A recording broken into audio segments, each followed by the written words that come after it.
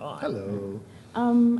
My passion is game audio, and that's something I don't hear people talk about very much. So I'm wondering, A, do you do that in-house, or do you outsource most of that? And two, what would you recommend to someone trying to get into that field?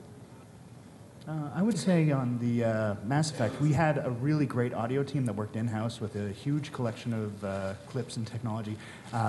Audio engineers, they all had degrees and whatnot, but they were absolutely fantastic. But we also had a lot of guys working outside, doing contract work on music and the score. And those guys were constantly in communication, the inside guys and the outside guys. So yeah, that's pretty much our experience with it. Yeah, I think it varies much like writing with the size of the studio, whether it's outsourced or whether there's one person or multiple people. I mean, audio tends to break down into either music composition, sound effects, which could be implementation or composing, and voiceover. At least those are the three main things that we use. And so people tend to specialize in those areas. So for us, we have one main composer that we work with and one main sound implementation person, sound effects artist that we work with, and then those people actually work with other external folks. And I've seen that model at other studios as well. Yeah. So are there like any avenues within the companies, or would you say, more of a studio that does just audio?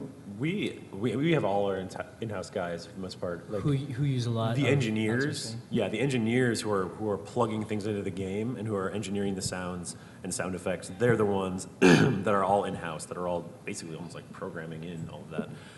And then they work then with outsourcers for voiceover, and then until recently worked externally with music, but now we have our own in-house composer, so that's pretty badass. So I think more and more audio is getting more heavily introduced on an in-house level. Voiceover, I think, is one of the bigger things that's probably not going to come in-house, but there's entire gigantic organizations. I know two specifically in LA. One is Bang Zoom, and there's another one that are big outsourcing houses that are audio engineers there that do all of our voiceover, basically.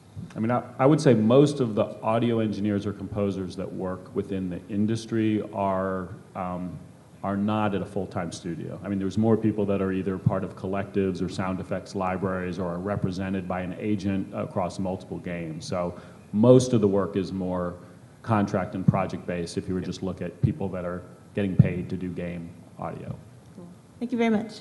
Sure. Thank you.